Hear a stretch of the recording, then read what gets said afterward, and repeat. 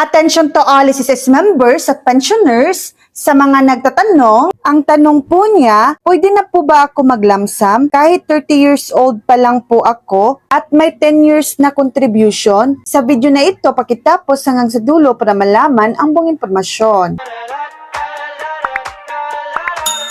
Hindi po, hindi pa pwede mag-claim ng retirement lump sum dahil 30 years old pa lang kayo. Bakit? Kahit may 10 taon o 120 na buwan na kayong contribution, kailangan pa rin maabot ang tamang edad. 60 years old, hindi na nagtatrabaho, tumigil sa sariling hanap buhay, optional na pagreretero. 65 years old, sa pilitan o technical na pagreretero, nagtatrabaho man o hindi. Iba lang ang kaso kung may permanenteng kapansanan o namatay. Doon, pwede ang lump sum kahit bata pa. Depende sa bilang ng kontribusyon. Tungkol sa inyong 10 taong contribution, sakto ito para sa buwan ng pensyon habang buhay. Kapag umabot na kayo sa 60 o 65 years old, mas maganda ito kaysa lump sum. Walang patakaran sa SSS na nagpapahintulot na bawiin ang contribution ng maaga dahil lang gusto ninyo. Ano ang pwede ninyong gawin ngayon? Ituloy ang pagbabayad bilang voluntaryong miyembro para lumaki pa ang benepisyo sa hinaharap. Kung kailangan ng pera, tingnan kung kwalipikado sa SSS salary loan, mas madaling makukuha at hindi naaapektuhan